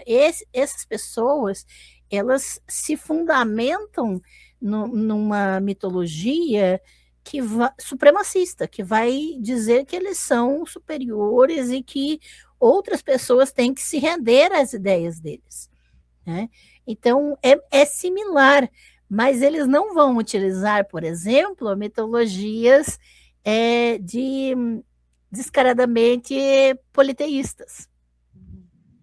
Eles vão se utilizar de monoteísmos, de mitologia monoteísta, né? E os monoteísmos, assim, isso já é um olhar particular meu, né? E que, claro, muitos pesquisadores podem compartilhar desse olhar, mas assim, eu considero os monoteísmos assim de um perigo constante, porque os monoteísmos se constroem a partir do exclusivismo. Então, é um discurso já de raiz exclusiva, né? Um Deus só, e aquela ideia de que todos os deuses do mundo é o mesmo Deus com outro nome. Daí, quando eles vão dizer, vão traduzir a Bíblia lá para um grupo indígena, vão dizer que Tupã é Deus, como se fosse o mesmo Deus cristão com outro nome. Vão dizer que Alá é o mesmo Deus cristão, e vão fazer com que todos sejam os devotos do Deus deles, de alguma forma, né? Vão transformar todo mundo voltado para a mitologia. Essa ideia, até que você tinha falado, né, de todas as divindades serem a mesma, isso para mim, eu tenho ódio dessa ideia. Eu posso falar para você porque você é minha amiga, né? Porque, olha, eu tenho ódio. Para muita gente que defende isso, eu tenho que ser diplomática, né? Eu tenho que ter cuidado, mas eu odeio de verdade. Porque assim, é uma aversão ao diverso. É uma aversão ao outro, ao diferente, a dizer que o outro tem tanto mérito quanto nós. Então, veja que tem semelhanças muito grandes entre os monoteísmos e essas ideologias nazistas, nazifascistas. Quer falar alguma coisa? Não, é que essa ideia de, né, tudo é o mesmo Deus, ou é a mesma divindade com outro jeito, eu também, foi uma coisa que começou a me incomodar muito ao longo dos anos, né? E eu não sou uma pessoa super refratária a essa ideia, né, que era chamada de sincretismo. Ele aconteceu, a gente não pode negar em alguns casos, tal, mas essa coisa do tipo, todo mundo que vem dos indo-europeus tem um deus do trovão. Então, Zeus, Odin e, sei lá, Xangô são manifestações da mesma força divina. Não são diferentes. O culto de Zeus na Grécia não tem absolutamente nada a ver com o culto de Odin lá do outro lado da Europa. E Zeus não tem absolutamente nada a ver com Xangô, a não ser que os dois jogam raio. Né? E aí essa ideia de que existe uma morfologia, de que em algum momento todo mundo veio da mesma ideia de Deus, isso é uma coisa que tem me incomodado muito. Eu também evito falar, porque para algumas pessoas é uma coisa muito fora do... Isso me incomoda muito, assim, eu preciso achar uma estrutura que é aquela estrutura básica, porque é daí que vem toda a religião. Não é. né? Religião, ela tem sua historicidade, ela tem a sua influência pelo meio de onde essas pessoas viveram, né? Dos povos que elas encontraram, entrar em conflitos ou não, né? Essa ideia também de que, e essa ideia de tipo, Olodumaré é Deus. Não é Olodumaré, gente. Ele foi concebido de outras formas por aquelas sociedades, né? Eu também tenho isso, é difícil. Exato. Desculpa, o mouse está dando tique aqui. Mas é complicado mesmo essa questão. Antes eu aceitava, mas foi incomodando. Porque contexto, cada divindade tem grupos por trás e aquela coisa toda. Não é simples assim, não é uma coisa, né, jogada como se fosse um molde para todo mundo, né? Então, e é uma ideia até colonialista, né? Com certeza. A gente apagar outras manifestações, outras visões religiosas em prol desse Deus, né? É uma ideia bem colonialista, né? Nossa, demais. A Cláudia Antonieta só avisou que Lord Shiva é o destruidor e restaurador. Né? Você estava falando aquela hora, né? Até o pessoal estava te ajudando ali na. Sim.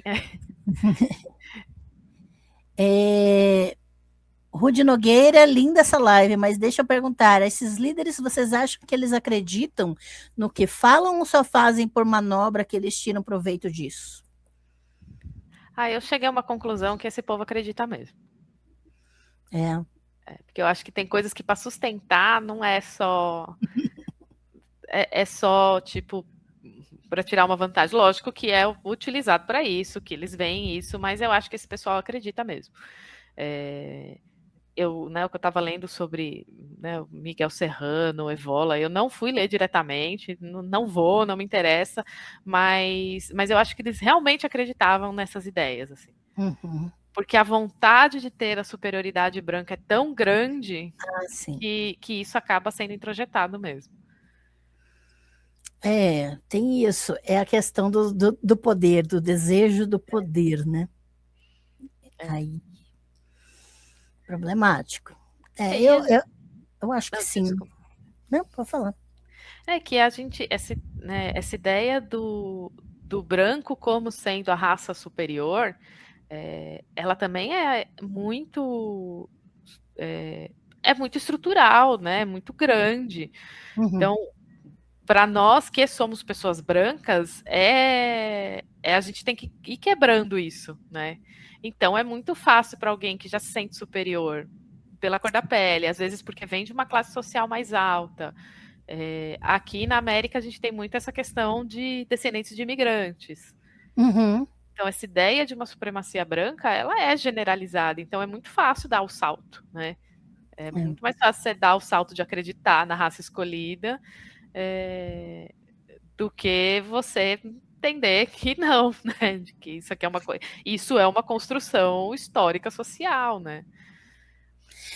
Eu acho que talvez fique fácil de compreender quando a gente, como branco, como branquitude, né, como uma estrutura branca da sociedade, facilmente a gente trata outros grupos de forma pejorativa, mesmo sem perceber, como a gente já comentou até em outras lives, chamando as línguas africanas de dialetos, chamando línguas indígenas de dialeto, para tentar desmerecer a estrutura linguística, chamando povos de tribos, a ideia de tribo hoje já está sendo revisada também, né?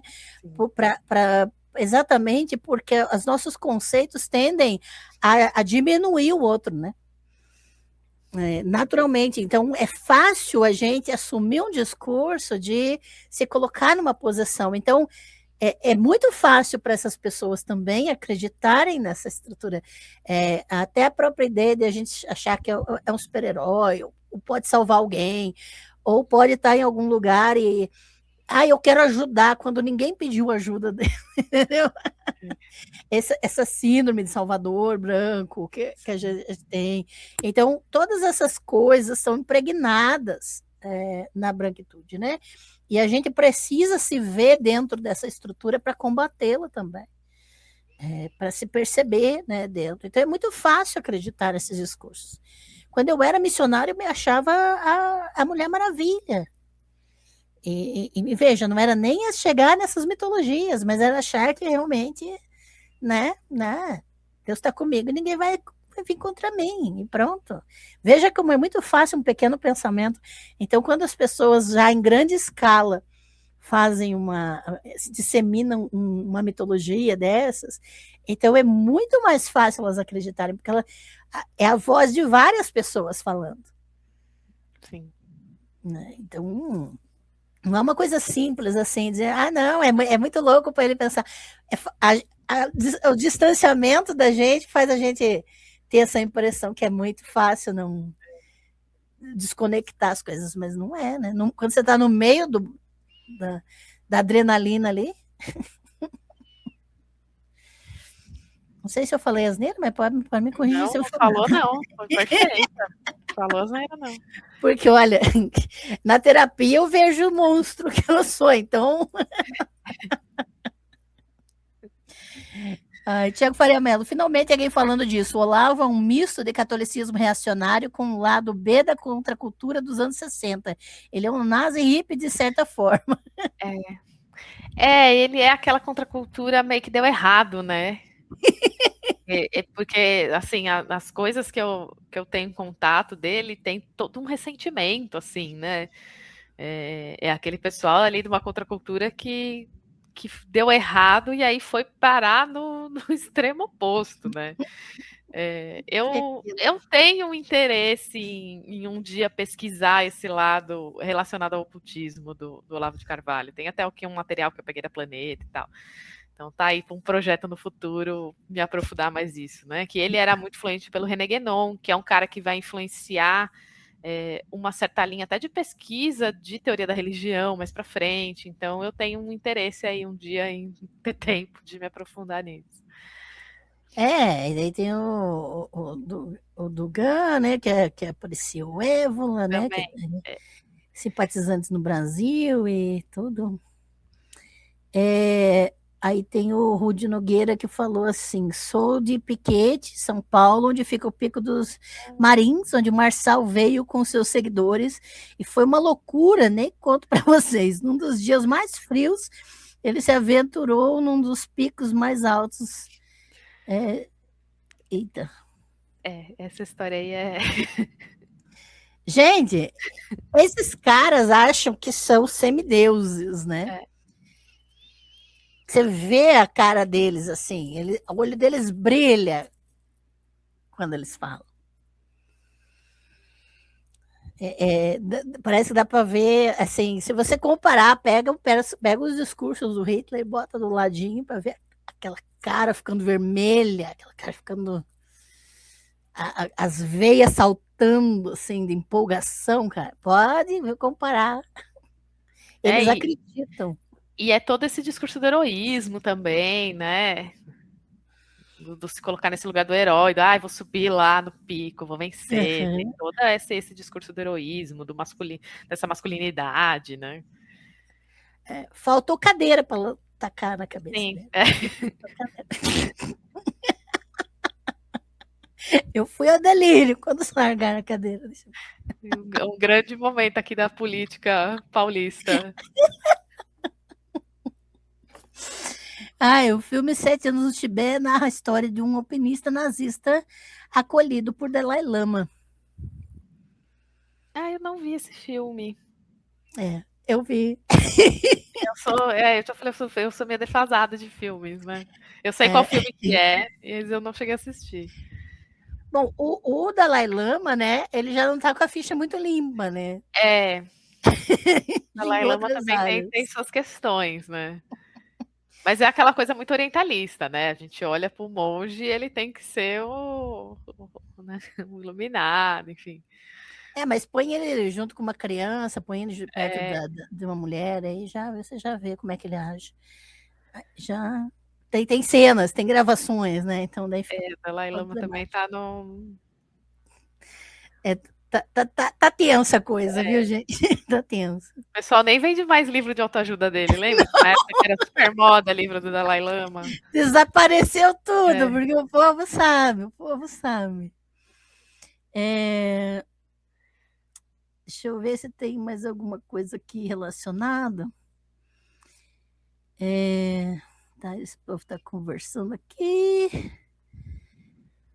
O Marco Silva está falando: o Xambalá é tão mitológico quanto o Xangri-Lá, inventados por europeus, exoticando culturas diferentes. Aquele lance todo do orientalismo, né? A gente olha para esses povos exóticos sempre com aquela coisa mística, né?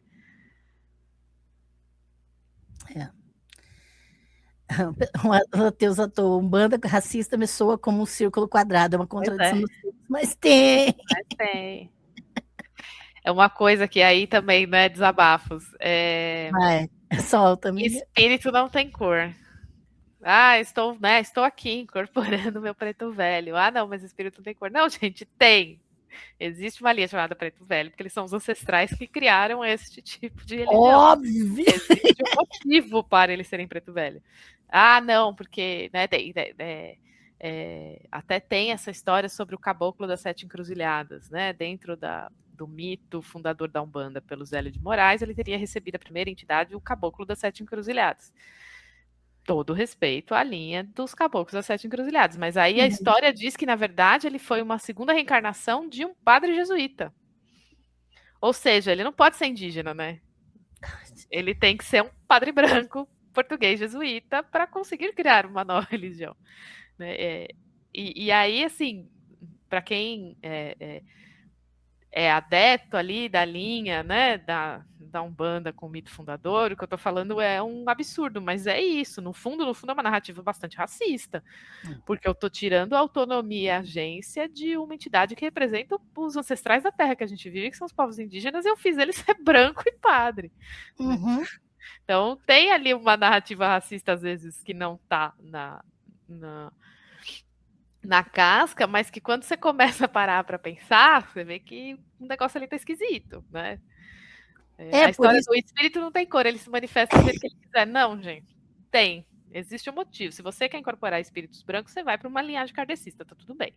Aqui no terreiro, você vai incorporar espíritos ancestrais, indígenas e pretos velhos. Exato.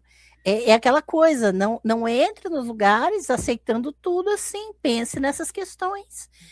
Peraí, né? Isso aqui não é um lugar de resistência, isso aqui não é um lugar... tem que pensar, né? Porque muita gente vai simplesmente engolir as histórias, né? Engolir as coisas. Só porque a mãe de santo falou, o pai de santo falou, né? Os líderes da casa falaram, os sacerdotes, não sei o quê, mas tem que verificar de onde que saiu aquilo, se aquilo condiz ou não. Isso em qualquer religião, qualquer lugar, a gente tem que pensar, né, pessoal? Isso aí. Anderson Godoy, muito obrigada por se renovar sua membresia, seja muito bem-vindo novamente. Sobrou um trocado e renovou a assinatura, isso aí. Espero que você ganhe nesse sorteio desse mês, é isso aí. Renovem a assinatura de vocês para concorrer nos sorteios. Muito obrigada, viu? Obrigada pelo apoio. E não esqueçam, membros do canal, de mandar atualizar seu endereço com o CPF, porque senão não tem como enviar as coisas para vocês. Agora os Correios estão exigindo CPF no destinatário, hein? Vamos atualizar os endereços aí. Ô, Nádia, muito obrigada. Nádia Norberto, seja muito bem-vinda ao Espaço das Deusas. Obrigada por se tornar membro do canal. Eu vou colocar aqui no chat meu endereço de e-mail, tá? E, mande, todos os membros, né, precisam mandar para o meu e-mail seu nome completo, endereço completo e CPF para receber o pacotinho de mimos. Porque independente de quanto você apoia o canal, todo membro do canal tem direito a receber um pacote de mimos, hein? Então eu preciso do nome completo, CPF e endereço. Manda agora, meu e-mail está aqui na tela, para você não perder. Se você mandar ainda hoje, amanhã eu já mando seu pacote, tá bem? porque eu amo dar presente e os mimos para os membros eu dou, viu? Sem problema nenhum. Isso aí, estou esperando o seu e-mail, tá, querida Nádia? Porque aí eu tenho que liberar também para você o drive, o acesso ao drive do Espaço das Deusas com os slides das lives aqui do canal. Então, manda um e-mail para eu liberar seus benefícios, tá bem? Isso. Então, deixa eu ver se tem mais alguma pergunta, né, para a gente já ir aqui também, né? Então, os nazistas se acham superiores por achar que são descendentes do povo da Atlântida, tipo os Númenóreanos do Tolkien? O Tolkien tá pensando nessas narrativas, né, da Atlântida e tal, mas os descendentes de Númenor vão ter uma outra função ali, né, naquele mundo, né? Porque o Tolkien está escrevendo uma alegoria da Primeira Guerra, né? Ele já tinha ido lá treinar os alemães, né? E eu sei que tem uma série de questões, de críticas com o Senhor dos Anéis, mas no fundo o que o Tolkien está dizendo é que ele acredita nessa força desses humanos, né? Que é uma galera que não tem poderes mágicos, que não tem nada disso, mas que vão lá, né? Igual o Frodo, vão lá resolver, salvar, né? Mas o Tolkien está dialogando muito com essas narrativas de civilização perdida, né? Inclusive porque os Númenóreanos fizeram um monte de cagada e por isso que a civilização acabou. Assim.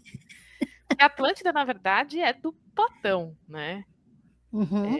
E aí até tem algumas teorias, alguns historiadores que dizem que ele estava falando dos cretenses, né? Da civilização minoica. Porque a civilização minoica ela foi uma enorme civilização que foi destruída do dia para a noite por um cataclisma, né? Sim. E eu tenho uma pequena obsessão, assim, das minhas sidequests, que é civilização minoica. Ah! E aí falam que ele estava escrevendo sobre essa sociedade, né? Que era uma sociedade muito diferente de como os gregos se organizavam e tal. E é isso, ao longo do tempo o pessoal foi aparelhando, né? E virou esse mito de Atlântida, né? Acho que é as cidades das 100 portas ou das 1000 portas, que é o texto original desse ensaio, do que seria a civilização minoica, né? Uhum. Muito massa. Ó, o pessoal tá falando dos tecnocratas aqui, o Jobs, o Zuckerman e Musk. Quem tá falando desse povo, eu recomendo que vocês assistam a live que eu fiz com a doutora Francine Oliveira sobre o mito da democracia.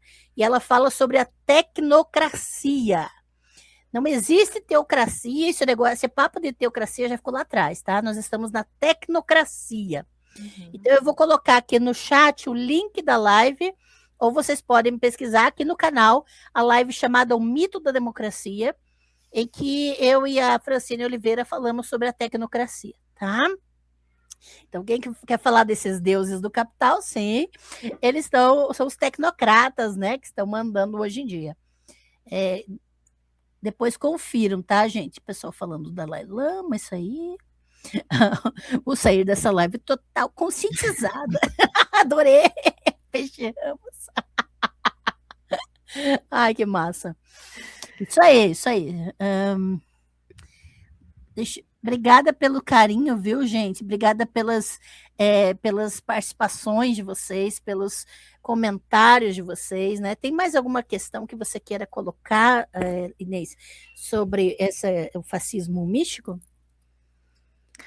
Acho que não, acho que só deixar, né? Acho que a gente cobriu ali uma boa parte, só deixar né, o que a gente falou, de ficar esperto, de pensar nos conteúdos, no que chega, porque às vezes a gente acaba caindo nisso, ou acaba tendo contato com um conteúdo que vem dessas linhas que a gente não percebe. Né? Então, essa coisa muito nacionalista, muito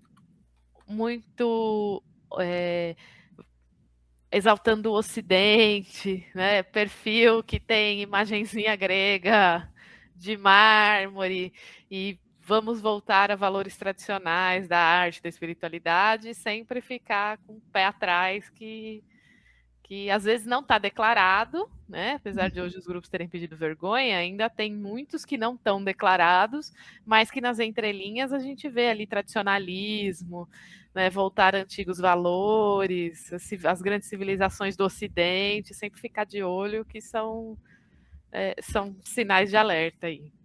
Com certeza. Obrigada pela sua presença aqui no canal, maravilhosa, você é sempre bem-vinda. Quando quiser, mesmo as não programadas, quero falar um negócio, vai lá e pega aqui e fala.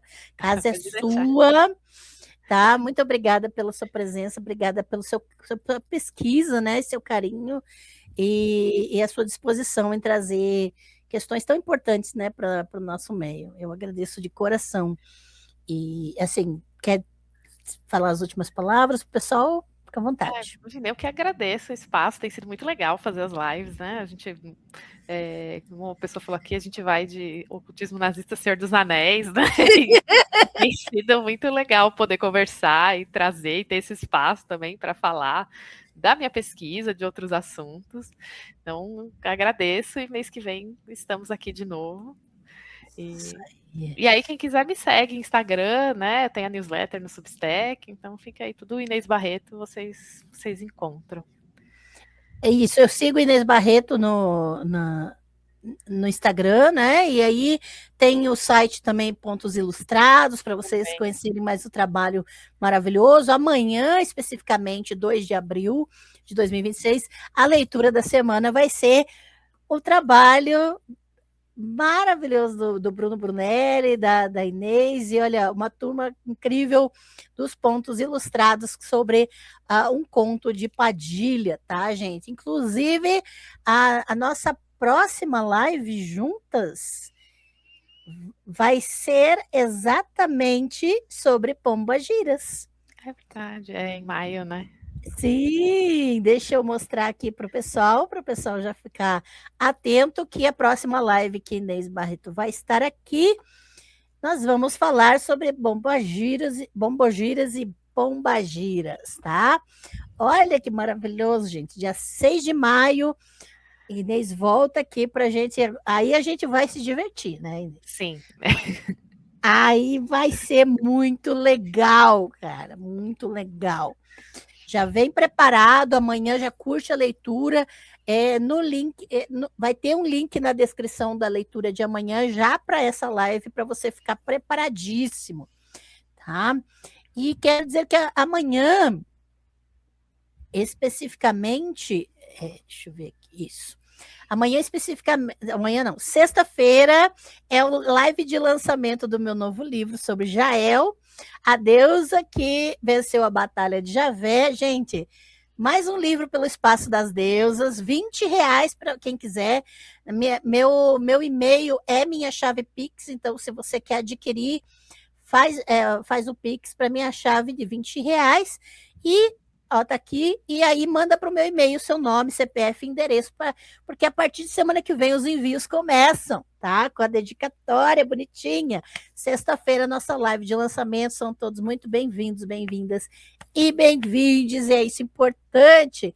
E se você não gosta do meu bem-vinde, é porque você não é bem-vindo aqui, tá bom? Muito obrigada pela presença, pelos comentários, por todo o carinho de vocês aqui. E a gente vai continuar lutando, trabalhando para termos mais conhecimento, tá? E construção fundamentada, que é para isso que nós trabalhamos e pesquisamos, né, Inês? Sim. E para passar também para as pessoas, né? Porque ficar só entre a gente ali na academia falando entre si também não serve, né? O conhecimento tem que ser espalhado. Qualquer relevância, né? Você fica preso lá dentro.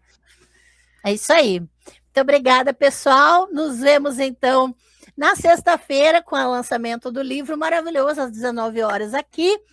E, Inês, tenha uma ótima semana. A gente se vê, então, querida. Nos encontramos nas encruzilhadas da vida, né? Até lá. Beijo, pessoal. Tchau, gente. Um beijo.